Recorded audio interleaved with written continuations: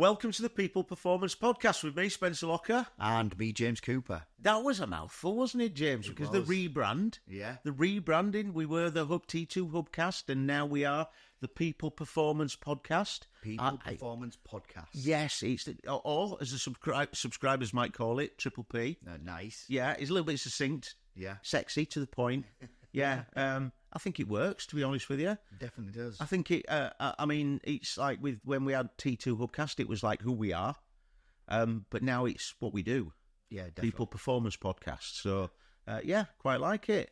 So, James, just a quickie. If you're anything like me, which I suspect you are in some cases, you go on social media. Yes, not as much as some others, but yeah, I'm definitely on the old LinkedIn. Okay, LinkedIn, yeah, that's a really good example. I do LinkedIn and Instagram and things like that.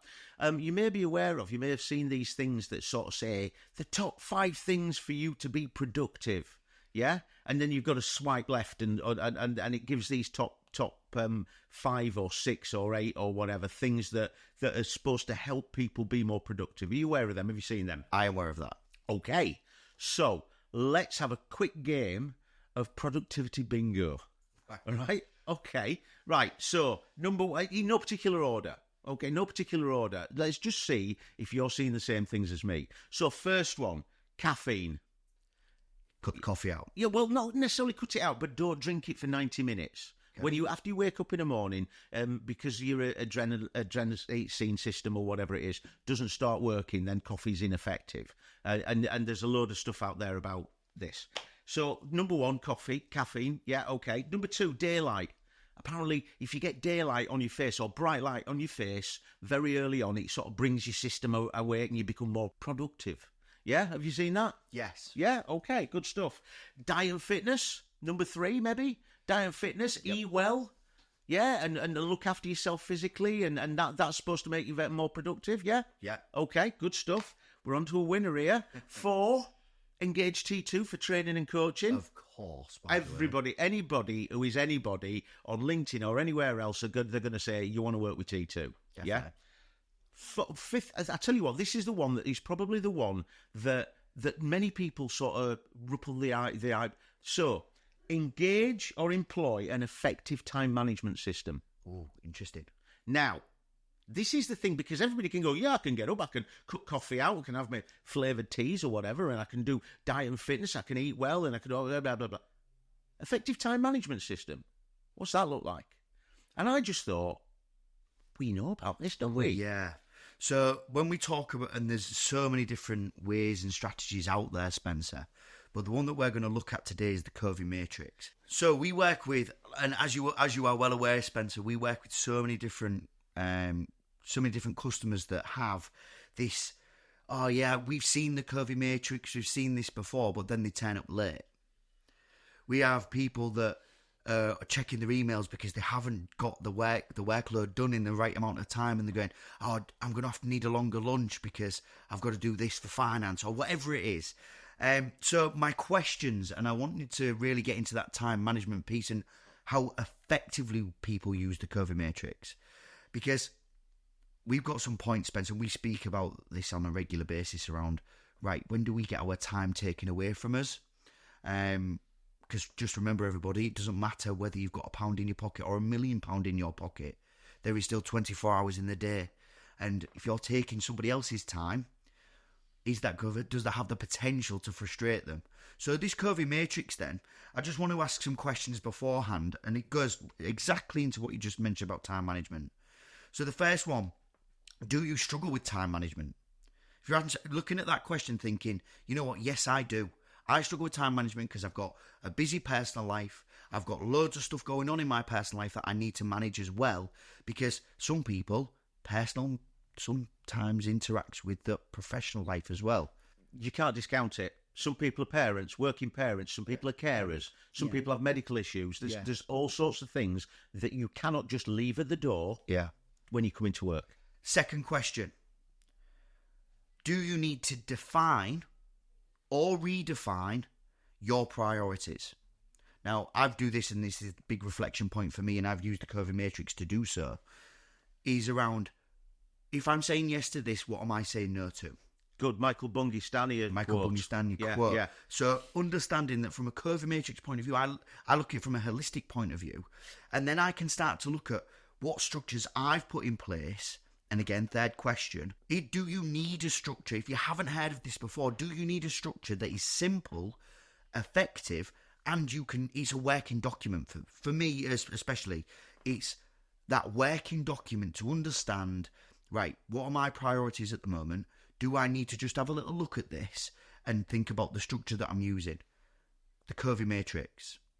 So, Spencer, just give us a little bit of a brief of what the Covey Matrix looks like and the principles around the outside of it, if you like. Yeah, right. So, as we said before, simplicity beats complexity every single time. We don't want to over-egg the pudding. So the Covey Matrix is a simple 4-box model, and using basically two metrics, that's all, to understand where our priorities lie. So what is important, what is urgent, what is not important, and what is not urgent. Okay, so we're going to look at this from the 4 quadrants that Spencer just mentioned, and we're going to look at quadrant 1 to start with. So this is the urgent and important section of the Covey Matrix. Now, if we really think about the detail of the Covey Matrix, if something is urgent and important, at T2 we've labelled this as firefighting. Someone's pushing the big red buzzer, but what are we pushing the buzzer on, Spencer? What are the things that we can start to see in this sort of category? Well, I think we've got to make sure that we understand what urgent and important is. Right. And I think we've also got to understand that the initial reaction or the initial approach to adding content into this box is, well, everything's urgent and important. No, it's for me. It's not for you, though. But this is the thing. When you're looking at somebody, as you say there, some of the delegates will turn up late because they've been working. It may be because they've been distracted. They may be getting their laptops out in sessions because there's not enough hours in the day. So your initial approach to what's urgent and important may very well be, well, everything's urgent and everything's important. But it can't be, surely. It can't. No, exactly that. That is exactly what the Covey Matrix is created for. The application of the Covey Matrix is for you to be disciplined enough to be able to look at it and go, right, I have 4 boxes here. I've got to look at what are the things that I have, what are my priorities? And when I say priorities, looking at all your priorities. But we've got to be disciplined enough to go, is this thing truly urgent and important? Because if it's not, it may very well be important but not urgent, or urgent but not important, or it could be not urgent and not important. Okay, so the things that, from an overview point of view, we've got some of the things that we see at T2 and the things that we've been putting into this urgent and important section of the Covey Matrix. Quadrant 1, we're calling it, is critical business problems. Now, we've worked with ports in the past. Some of the workshops we've been in, it's that these are health and safety, big issues where potential for, let's not be around the bush, death being the outcome if process is not followed, if actions are not taken, hitting the big red buzzer. Yeah. We've also got manager requests, so things that come down the flow of communication, and it's that we need this now because I'm now going into this meeting and this is with the board of directors or whatever. Yeah. Then we've got past the deadline, and going back to the example of people in the room where they're scrambling around, it looks like, to actually try and get things done. And then pressing issues, things that are very much time sensitive and are very much in the forefront of the organisation, the team, and you as an individual. Yes. Okay. So you're looking at mission critical stuff. Yeah. So for us to achieve the outcomes that we need to achieve, there are certain things that are important and urgent, and I get that. But again, with the manager requests, you could look at manager requests and you could think to yourself, right, okay, I really need to be disciplined here. Is it urgent and important to me, or is it urgent and important to you? So that'll be understanding not just my Covey Matrix. Yeah. But I'm now trying to understand my manager's Covey Matrix. Absolutely. So, okay, if that's one of the points that we'll land on, is around, okay, I need to understand mine. Mm-hmm. take the time to do so. Yeah. But then for you, Spencer, if I've got something urgent and important, but you've got it in, actually, it's not necessarily urgent and it's not even necessarily important. But if you're my manager, it might be urgent, Yeah. but not important to me. Yeah, okay. But it's urgent and important to you, but it's not. It's urgent, but not important to me. So now it goes into the other box, which we'll talk about shortly. Okay, so let's get into that then. Okay. So there's the second quadrant we're going to look at is the not urgent but important. Now, if we are maximising this time, so it's not urgent, not the things that need to happen, we're not pressing the big red buzzer, but we're starting to think of this top right hand side of the Covey Matrix, where we can start to see things like strategic planning that could happen at any point during the week, right, Spencer? Yeah, you could look at personal development. When are you giving yourself the time to actually develop yourself personally? Or developing your people. Yeah, 100%. So the teams that you're actually looking at, Yeah. or the teams that you're working with. Opportunity for creation, and then we've got relationship building. Yes.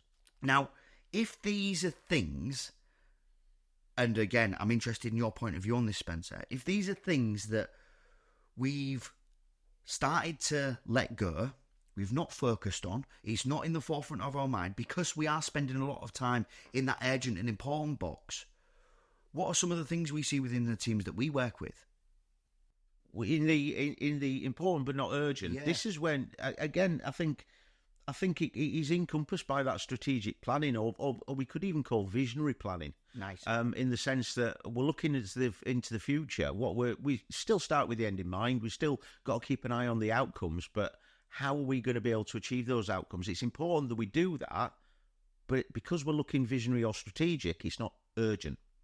So now that strategic planning, what is it we're trying to achieve? How we're going to do that? It may very well be, I need to develop myself. I need to learn about this thing. I need to be able to be exposed to certain things. Or it might be the same things, but from a team perspective, from an organisational perspective. So I want all my people to have a strategic understanding of what we're trying to achieve. Not all my people. It might be my wider leadership team or middle management or whatever.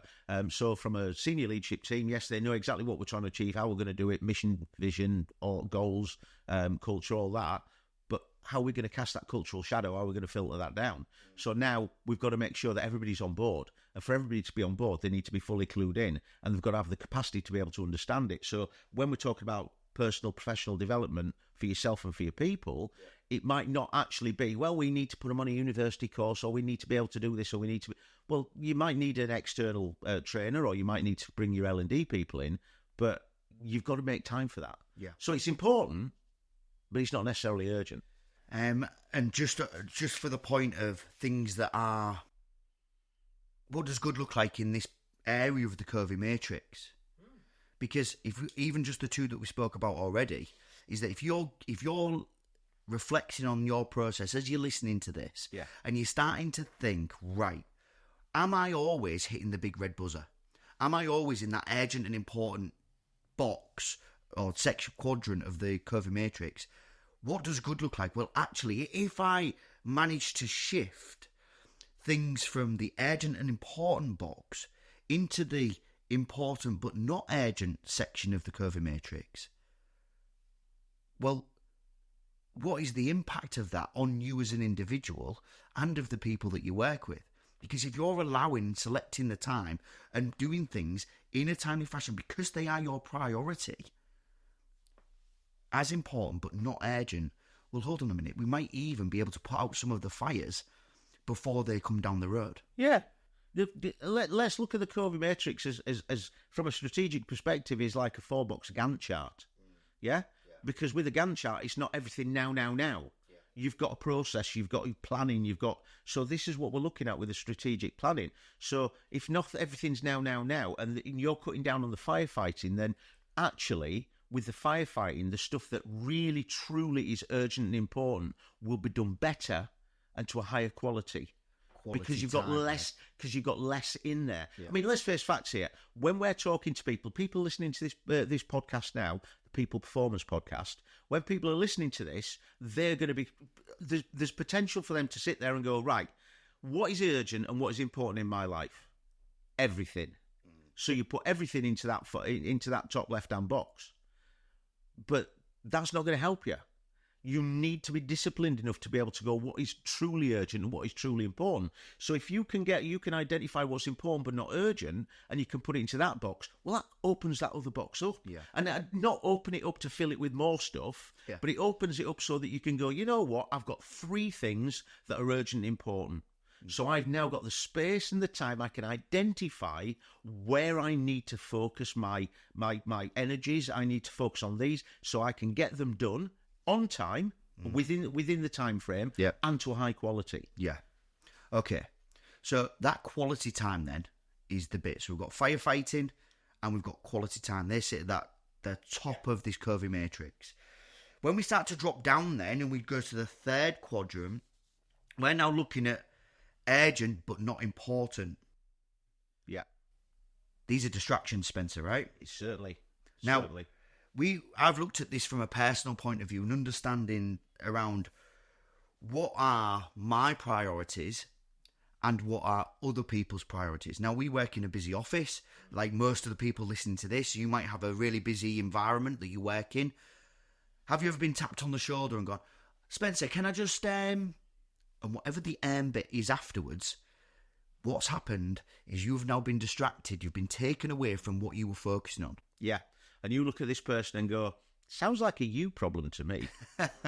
but when we're talking about distractions, what forms do these look like? Well, there's an example of somebody taking your time, taking you away from the individual focused task around, right, if I'm going to be productive, you don't know what that person's been in.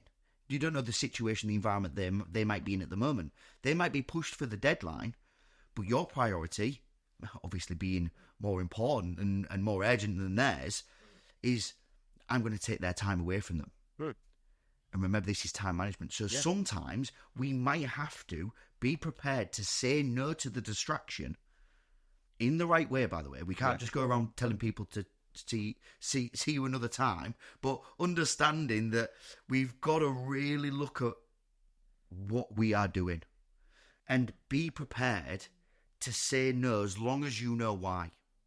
Yeah. Now, these next 2 boxes, so you've got your distractions, and in this segment we've got some emails that we are copied and looped into, and we've got some reporting processes that really, do you need to be a part of that communication? Do you need to be doing it, or can it be done beforehand and in the time when you've selected to do it? Somebody asking, going over and above, going, can you do this one now? Well, hold on a minute, I was doing this, I was doing Y, and you've asked me to do W, T, S, and A, and I'm now not focused on what's actually happening in that program that I was delivering. But when we start to look at that as a communication, I don't know if you know, Spencer, but on average, if I distract you, and this is from the neuroscience level, is that it takes on average for 20 minutes to get back into your focus and go back into that task. So that to me sounds like, let's say for the sake of argument, you're doing a task which might be urgent, but it's not necessarily attractive to you. It's not something that's grasping you, but you know you've got to do it. So you're doing it. It's not engaging you. So you think to yourself, hold on a minute, I'm being on my phone for a while. Let me just check my emails or let me have a look at social media just for 10 minutes. But if you do 10 minutes of that, and then it takes you 20 minutes to refocus, that's half hour taken out of that morning. Yeah. And that's only if you do it once. But how many times do you truly do that? So point to land on there for everybody. If you're checking your phone or you're getting the notifications come pinging through, they are taking your focus away from what we need to be doing. Being productive. Yeah, okay? Yeah. And then the final section is this bottom quadrant where we talk around not important and not urgent. So what is that then, Spencer?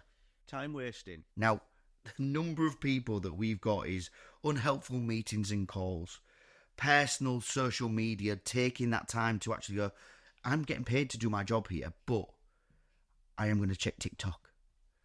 I'm going to check it. You never know when a new dancer's going to turn up. You never know. But understanding that is that, well, okay, we might even have negative influences in this area because the person that you need to speak to, you was already communicating with. Yeah. Your negative influences have come in and taken your time and interrupted that conversation. Hey, have you heard this? Yeah. You never know. I told you. They've got an agenda, you know. You know that. Nothing ever changes that helps us out, you know. It's never positive, is it? Yeah, negative influences. So, understanding that, what can we do to really prevent procrastination? Right. So, I think it's still a question of discipline. Yeah. I think I've got a really good example. We're talking to a delegate who was telling us about his time at university. So he was at university and he would be sat there and he realised retrospectively that when he had an assignment to do and he really thought it was a good assignment, he would do it within a blinking of an eye well in advance. Okay. But not all the assignments were sexy. Not all the assignments were interesting.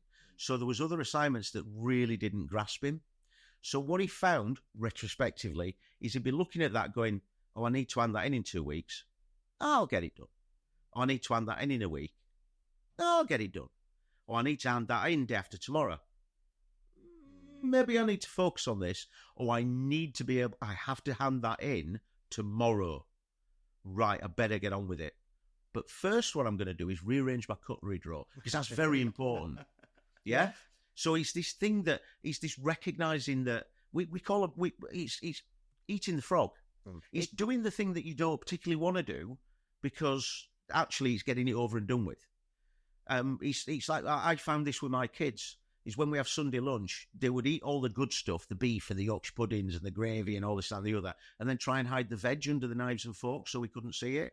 Like we've never done that before ourselves. But it's understanding and it's training, having the discipline to actually, I've got to eat everything. I've got to do the nice things that aren't particularly appetising.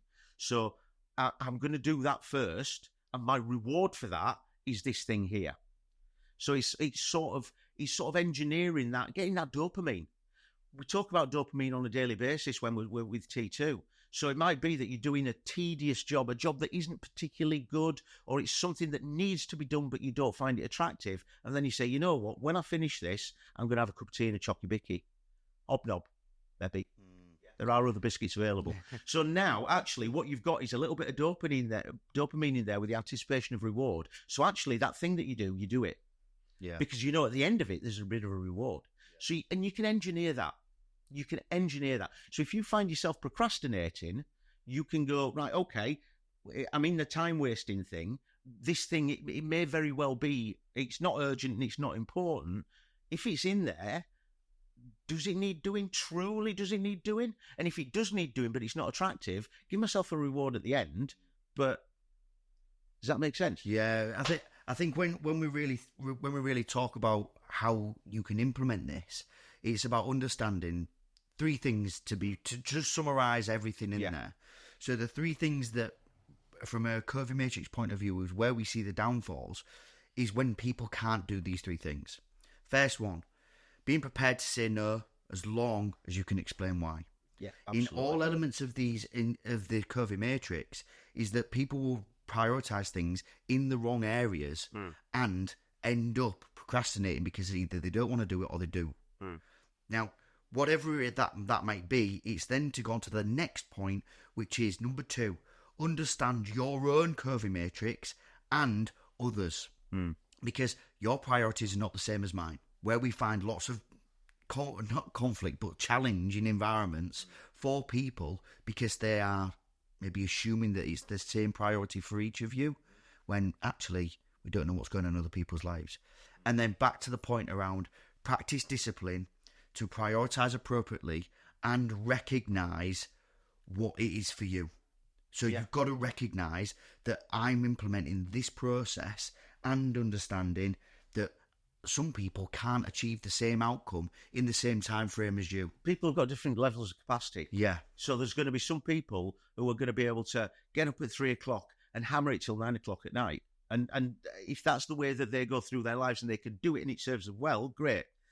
But you've got to be in charge of your own matrix. So you've got to be, because if somebody's going, oh, that's urgent important, that's urgent important, that's urgent important. Well, now what you've got is everything stuck in urgent important because they've got a higher capacity than you. Covey Matrix is open source, isn't it? Yes, it's on T2. It's on our T2 Hub. And people who've got access to the T2 Hub can get that. However, if you're not on the T2 Hub, you can find it on the World Wide Web. Apparently, it's very popular. There's also we've got links on social media. So we're on Insta, we're on Facebook, TikTok with all the dancing. We're going to have to get Martin dancing, aren't we? I think so, yeah. All the social media stuff. We've got all supporting stuff. We've got videos. We've got podcasts. If you're looking for Trans2 Performance, we are going to be wherever you need us to be. Spencer, always a pleasure to get into the room with you and have a really good chat about some of the things that can help and support the people that we work with and obviously the wider audience as well. Always a pleasure, James. Never a chore. We will see you on the next People Performance podcast. Thank you very much.